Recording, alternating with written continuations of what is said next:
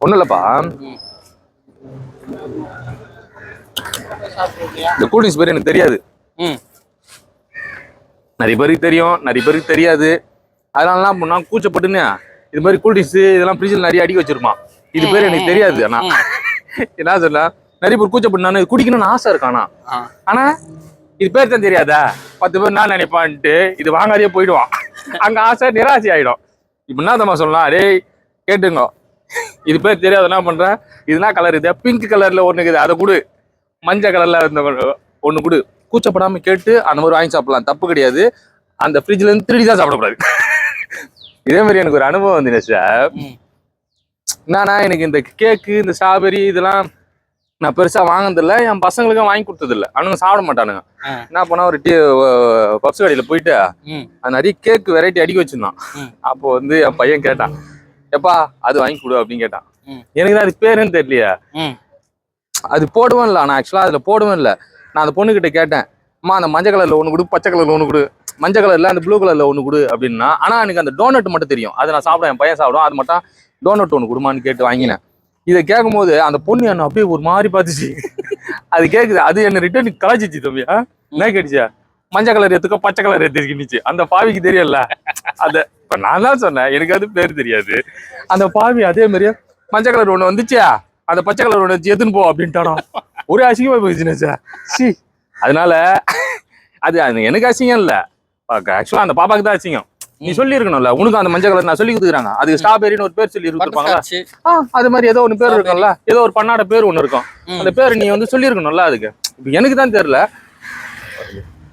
அப்போ வேணும்னா கூச்சப்படவே கூடாது. இந்த உனக்கு ஒண்ணு வேணும் லைஃப்ல தம்பி, எனக்கு ஒண்ணு வேணும் அப்படின்னா எவனும் வந்து எனக்காகலாம் கேட்க மாட்டான், உனக்காக எவனும் கேட்க மாட்டான் தம்பி. அப்பா அம்மா கூட கேட்க மாட்டான். அப்பா அம்மா லைஃப்ல கேட்பான், உனக்கு ஒண்ணு வேணும், அழுகுற பிள்ளைக்கு தான் பால். ஆமா, அழுகுற பிள்ளைக்கு தான் பால். நீ பாரு சும்மா உட்காந்துங்கன்னா அதுக்கு பால் கூட கொடுக்க மாட்டாங்க, அது பசி எடுக்கல போல அப்படின்ற மாதிரி அது தள்ளி வைப்பாங்க. நீ அழுதாதான் பால், உனக்கு கேட்டாதான் கிடைக்கும், உனக்கு கேட்டாதான் கிடைக்கும். கேட்கணும் ஃபர்ஸ்ட், உன்னுடைய உரிமையை நீ தான் கேட்கணும், நீ தான் மீட்டு எடுக்கணும் எல்லா விஷயத்துலயுமே. இந்த கூச்சப்படக்கூடாது தினேஷ். ஆனா தினேஷ் நான் இப்படி சொல்றேன்ல, நான் ரொம்ப கேவலமான ஆளு. ஆமா தினேஷ் தெரியும், இருந்தாலும் நீங்க சொல்லுங்க. வாயாலியா கேட்டுறியா, ஏன்னு கேள. ஏன் நான் 12th படிக்கிற வரைக்குமே 12th வச்சிருக்கேன். அப்புறம் கரஸ்பாண்டன்ட்ல பிகாம் படிச்சு முடிச்சேன், அது கணக்கு வராதுல்ல. என்னன்னா நான் 12th படிக்கிற வரைக்குமே தம்பி எங்க அப்பா என்ன அங்க போவாத இங்க போவாத, இப்போ இங்க ரோட்டை காட்டேன், இந்த ரோட்ல வந்து மனாவதி வண்டி வந்தா இந்த தாண்டுப்பா, இந்த சைட்ல கோணாதிய தாண்டு அப்படின்னு எங்க அப்பா என்ன அப்படியே வளர்த்தாரு. நான் ஆக்சுவலா அது மாதிரி எங்கேயும் போவாது எங்கேயும் வராது அப்படியே வளர்த்துறாரு. அதனால எனக்கு தெரியாதே போச்சு, நிறைய விஷயம் எனக்கு தெரியாது வேற. இப்ப நான் ரொம்ப கூச்சப்படுவேன் தினேஷ், ஆமாப்பா. இதுவாரு நான் இங்கதான் தாம்பரம் போனேன்னு வச்சுக்கேன், ஐயோ என்ன வெளிநாட்டுல எடுத்து விட்டான் அப்படின்ற மாதிரி தெரியும். நான் ஊரப்பாக்கத்துல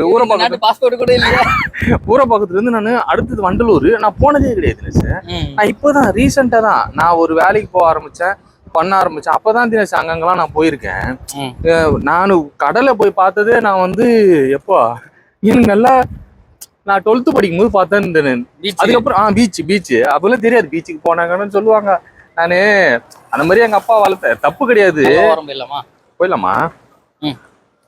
அதனால இது மாதிரி நான் அந்த மாதிரி கடந்தேன் தினேஷ். நான் இவ்வளவு பேசுறேன்ல அப்ப, ஆனா இப்ப அந்த மாதிரி கிடையாது. இந்த மாதிரி என்ன மாதிரி இன்ட்ரோவர்ட் இருந்தான், ஆனா இப்ப நான் இன்ட்ரோவர்ட் இல்ல, எக்ஸ்ட்ராவர்ட்.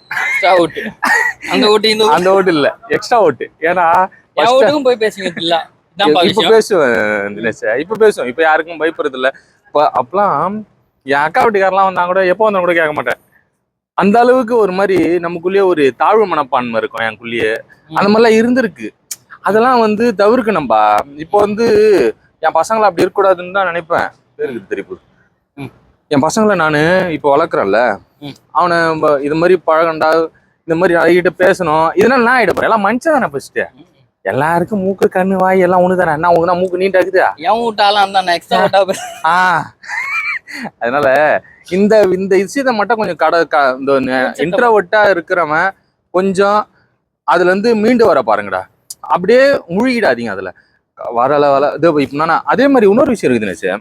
இப்போ ஃபர்ஸ்ட் ஸ்டாண்டர்ட் படிக்கிறவனுக்கான ஒரு சப்ஜெக்ட் கொடுத்தாலும் அவன் படிப்பான்.